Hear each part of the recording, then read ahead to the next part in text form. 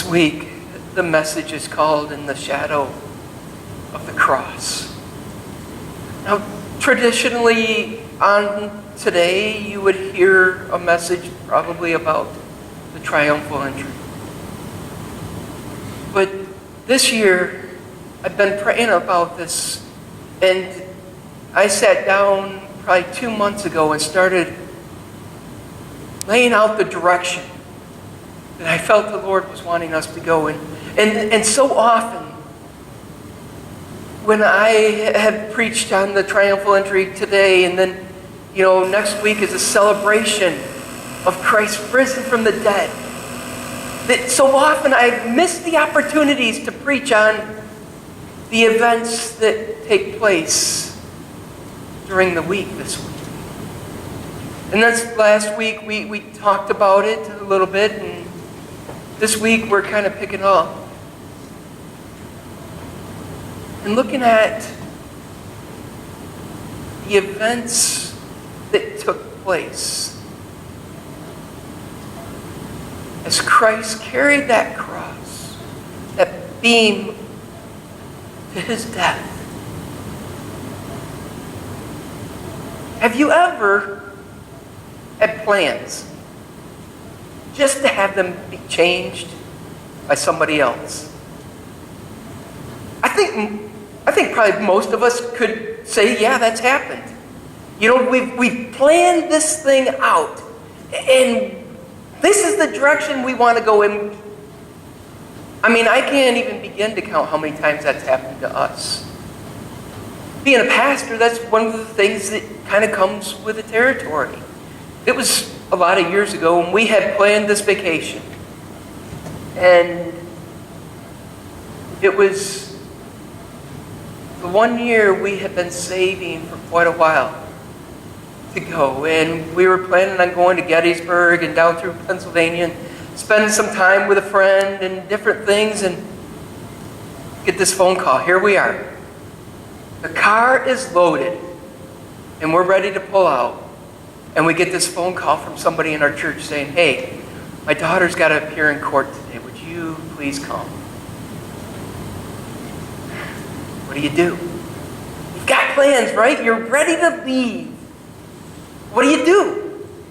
Well, for us, what we did, we went as a family to support this person that was part of our congregation, and this daughter that was facing some jail time. It changed our plans. It didn't ruin them. It just postponed them. Instead of us leaving at 7 o'clock in the morning, we left probably about 4 o'clock in the afternoon.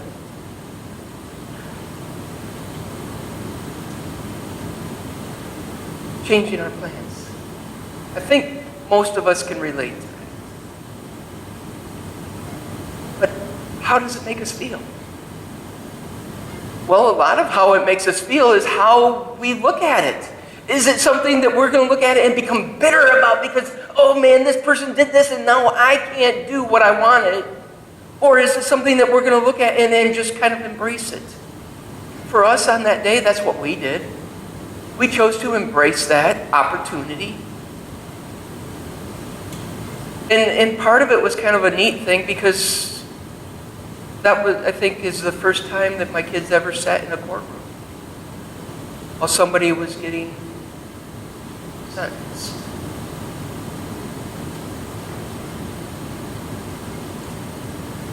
How do we look at it? How has it affected us in the long run? Has it affected us in the long run?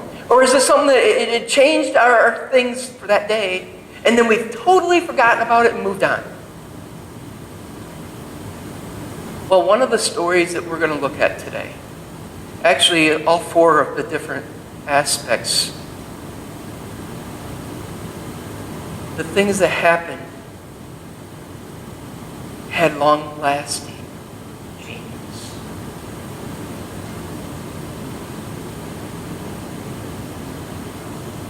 This morning we're going to be reading from Mark chapter 15, starting at verse 21. A certain man from Cyrene, Simon, the father of Alexander and Rufus, was passing by on his way from the country, and they forced him to carry the cross. They brought Jesus to the place of called Golgotha, which means the place of the skull. Then they offered him wine mixed with myrrh, but he did not take it. And they crucified him, dividing up his clothes. They cast lots to see what each would get. It was 9 a.m. when they crucified him. The written notice of the charge against him read, the King of the Jews. They crucified 2 rebels with him, one on the right and one on his left. Those who passed by hurled insults at him, shaking their heads and saying, "So you who are going to destroy the temple and build it in 3 days, come down off the cross and save yourself." In the same way, the chief priests and the teachers of the law mocked him among themselves. He saved others, they said, but he can't save himself. Let this Messiah, this King of Israel, come down now from the cross, that we may see and believe. Those crucified with him also heaped insult on him. Lord, I pray that this morning, as we look at these different stories, these different people within this story, this greater story, Lord, I pray that you would speak to our hearts and that we would see that a lot of different things can happen while in the shadow of the cross. And that each of us has a choice as to how we will respond, how we will react, and whether or not it's going to make a difference in our life. I pray would you stand in your way in this service. I love you. In your name we pray.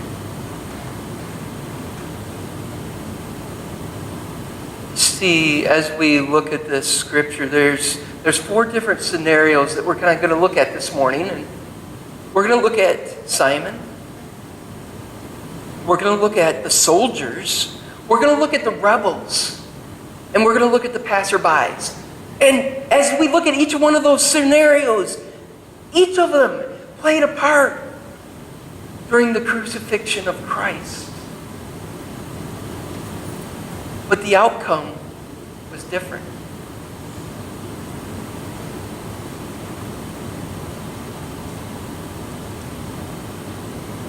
Four scenarios in the shadow of the cross. The first is Simon. Here he is. You know, Mark is the only one that really talks about him. And so there's a lot of things unsaid. We don't know a whole lot about him, other than the fact that he came for Passover. We know that he is from Cyrene. We know that Cyrene is part of Africa, so he's traveled a distance. And that he's brought his 2 children with him, Alexander and Rufus. So when we look at this story, we can kind of play a little bit of things into it, you know, and how it might have taken place, and here and that, and, you know, it's like, okay. I think about it, taking 2 children to a busy city. Jerusalem at the time of Passover, it was extremely busy. Everybody's coming to celebrate the Passover. And so there's a lot of people. And so I think about when we went to Bulgaria, and we would go into the city of Sofia, and our kids were small. Guess what? We held onto those hands. We held those kids tight because we didn't want them wandering off. We didn't know, you know, a lot of things. We didn't know the language. We didn't know the streets. We didn't want to lose our kids. So you think, Simon, okay, I can kind of see that happening because he's holding on to those kids. He wants to protect them. He doesn't want to lose them. Something else that we know about Passover is they would bring, a lot of times, the animal with them to sacrifice.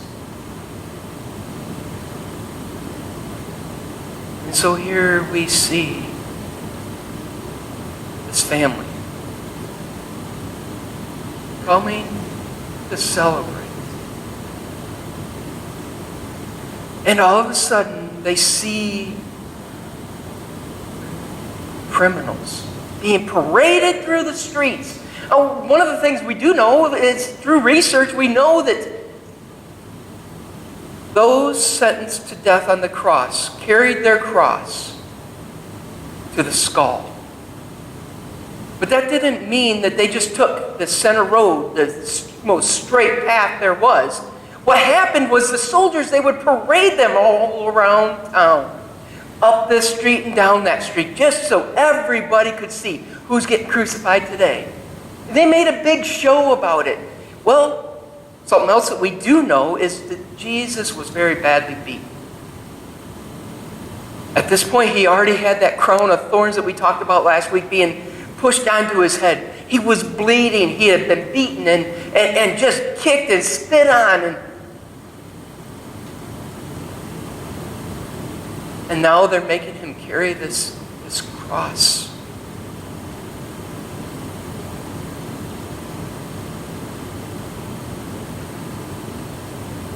The very fact that Mark puts this in Scripture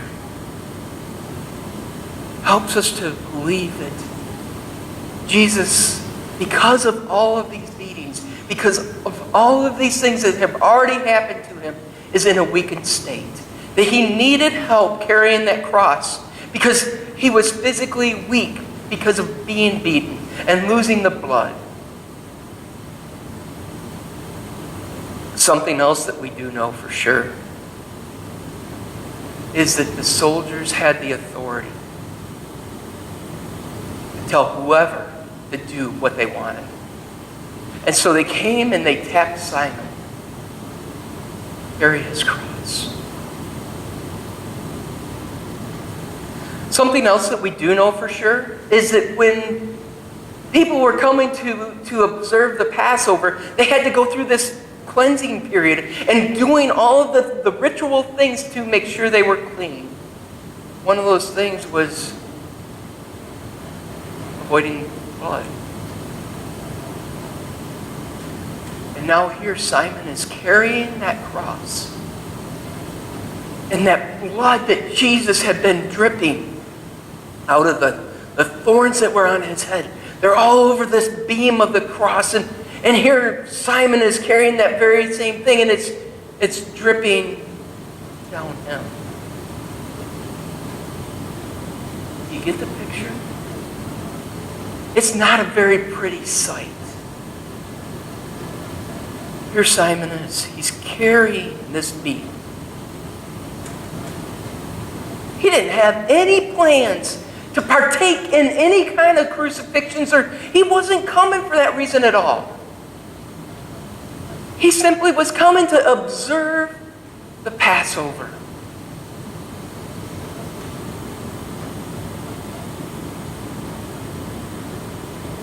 So what happened?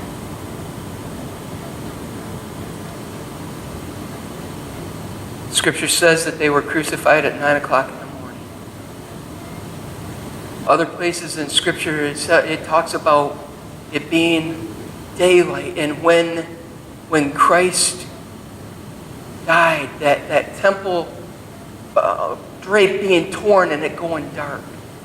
So we know that it was during the daytime. And what happens when it's daytime? Well, look at that wall right now. You see all of the shadows. So now think and picture with me. Here Simon is. He's carrying this cross beam. And he's in the shadow of that cross.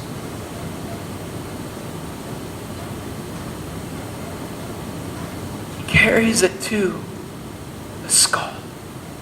And he sees them take Jesus and lay him out and pound those nails and lift him up.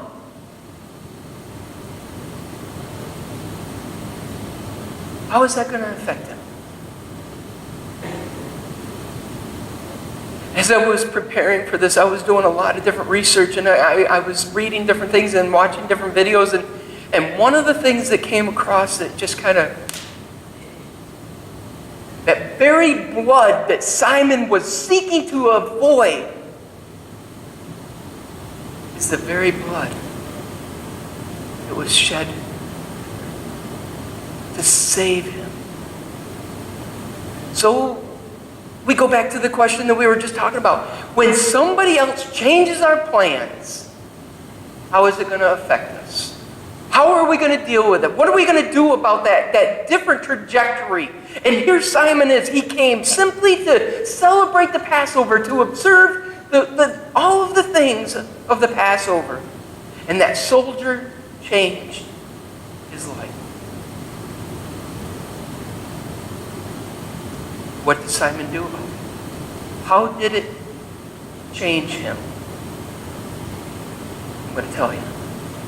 Because it did. If we were to open our Bibles this morning to Romans chapter 16, verse 13, it says, "Greet Rufus, chosen in the Lord, and his mother who has been a mother to me." This is Paul writing. Rufus was Simon's son. That means something happened. Something changed in their lives that now Paul, who wrote the majority of our New Testament, is saying, "Greet Rufus." That means Rufus was changed because of what happened that day in the shadow of the cross. Acts 13:1 talks about Simeon. And the researchers and the scholars, they believe that Simeon is Simon that carried the cross. He's one of the men in Antioch that sent Paul and Barnabas out on their missionary journeys.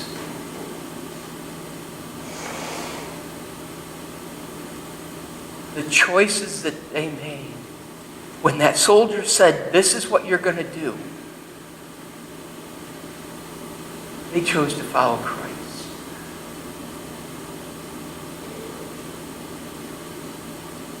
In the shadow of the cross,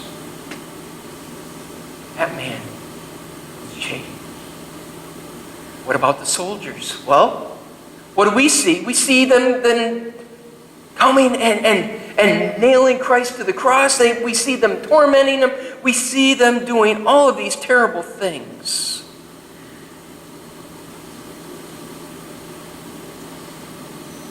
They took his clothes.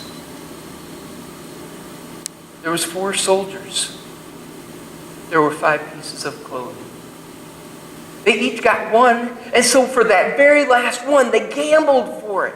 So in the shadow of the cross, we see this image of the soldiers throwing dice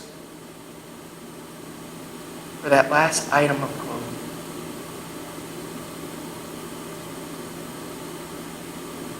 What happened to them in the shadow?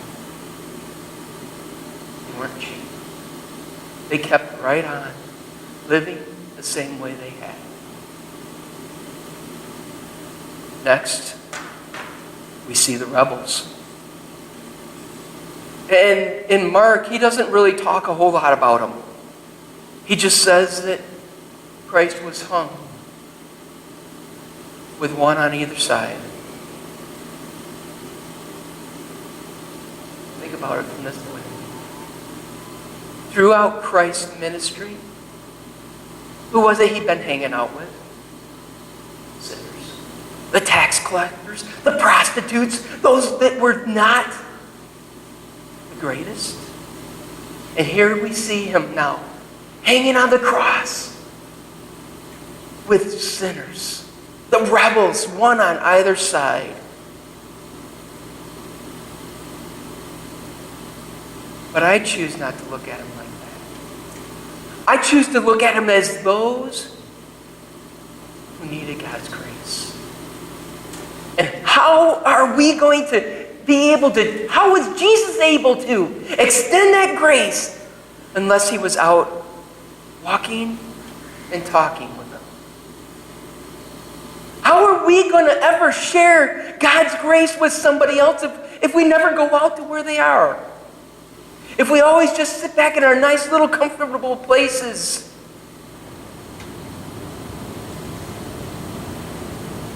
Even in his death on the cross, he was with them. Now Luke says things a little bit differently than Mark, and we talked about this a little bit in Sunday school this morning.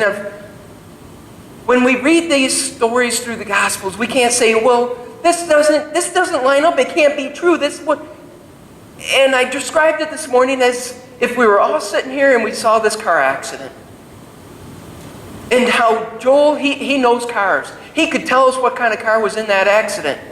And me, I might be able to tell you the color. Somebody else might see it as a different color. But if an officer was to come in here to take the report of what happened in that car accident, he'd talk to all of us. And through that, he would draw this bigger picture. And so here we see the gospel authors are each reporting it from their point of view. They see things differently, just like we would. And so here in Luke, we see this account written. The two other men, both criminals, were also led out to be executed. When they came to the place called the Skull, they crucified him there, along with the criminals, one on his right and the other on his left. Jesus said, "Father, forgive them, for they do not know what they are doing." And they divided up his clothes by casting lots. The people stood watching, and the rulers even sneered at him. They said, "He saved others. Let him save himself. If he is God's Messiah, the chosen one." The soldiers also came to him and mocked him. They offered him wine vinegar, and they said, "If you are the king of the Jews, save yourself." There was written a notice above him which read, "This is the King of the Jews." One of the criminals hung there, hurled insults. "Aren't you the Messiah? Save yourself and us." But the other criminal rebuked him. "Don't you fear God?" he said. "Since you are under the same sentence, we are punished justly. For we are getting what our deeds deserve. But this man has done nothing wrong." Then he said, "Jesus, remember me when you come into your kingdom." And Jesus answered him, "Truly I tell you, today you will be with me in paradise." And so here we see this. The two rebels hanging on the crosses on either side of Christ. And in the shadow of the cross, one of them chose to continue the same exact lifestyle, even knowing that death was within hours, hurling all of these curses and these abusive language and all of this at Christ. But the second one realized who Christ was and asked forgiveness. And in the shadow of the cross, right there at that point, Jesus tells him, "Today, you will be with me."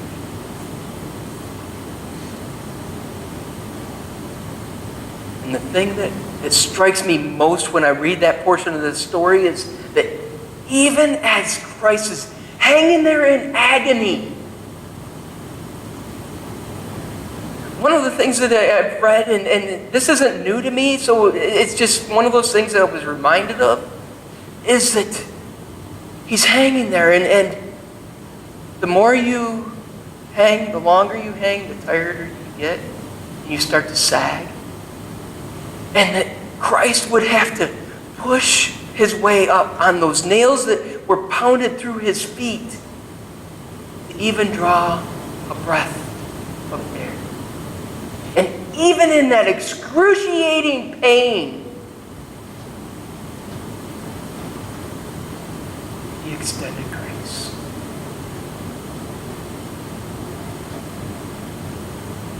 The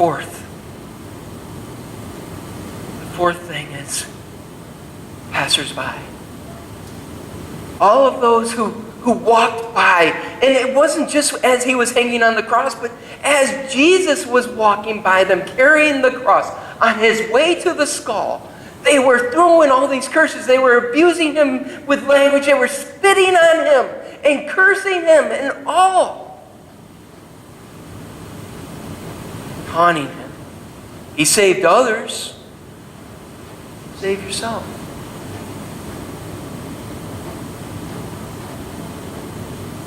There's a couple things that I want us to realize when we look at this last portion of the scripture. Each and every one of them had ample opportunity to accept God's grace. And they chose not to. They chose to continue taunting, continue cursing him and throwing all and spitting and all sorts of stuff. But the real reason that Christ didn't come down off that cross when he had, he could have. He easily could have. But the real reason was because that wasn't God's will. That's what we talked about last week when he was struggling with that decision in the Garden of Gethsemane. He was agonizing over what to do. But if he had come down, he wouldn't have fulfilled God's plan, providing salvation for each of us. Because the reality is, Christ went to the cross for us. We can't do it. We can't save ourselves. We can't pay that price for our sin. And yet he did it for us.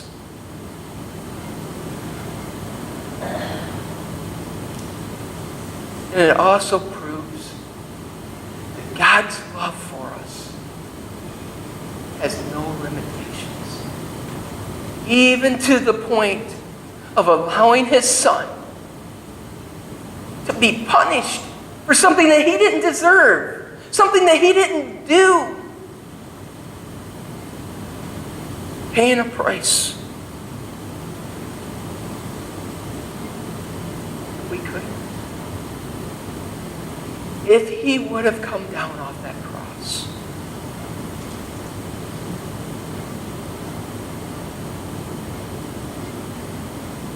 I don't know how we would ever be able to experience salvation. Jesus was willing to go all the way to provide a way for us to be with him.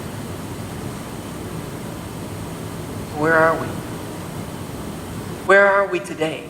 Are we like Simon and because of what Christ has done, it's changed our life forever?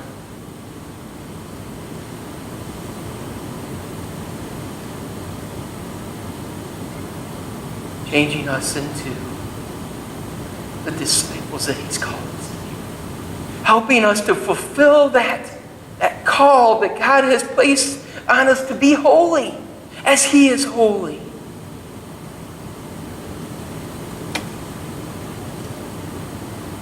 Is the shadow of the cross changing us?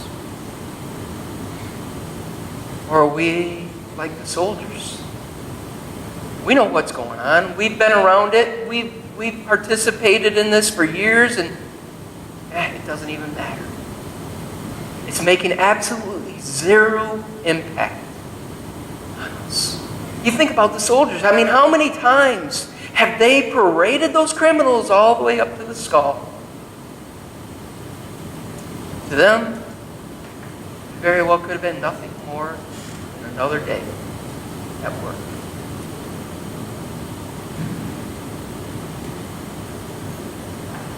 Or are we maybe Maybe we're like that criminal. We're there. We know the end is coming. And we've realized, I need God.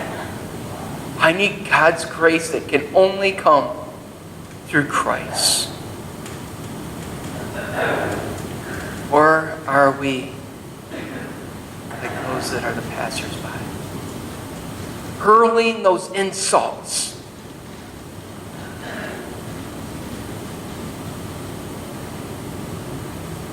Not wanting to change and taunting the one who paid the price for us. Where are we? In the shadow of that cross. Lord, as we close this morning,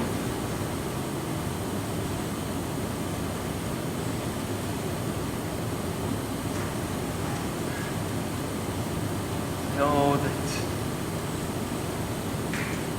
you are real. And you have provided a way for us that we can spend eternity with you. Lord, I pray that you would help us to realize that if we are still pursuing our selfish, sinful desires, as the scripture that we were looking at in Sunday school this morning in Romans chapter 8, it says, we are dead because of our sin. We're dead trying to pay a price that you've already paid.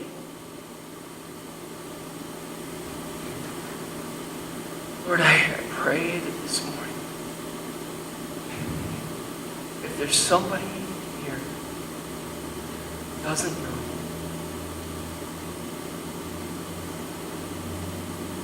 today would be the day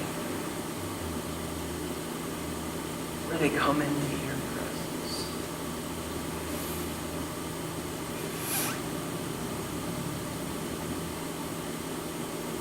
Today would be the day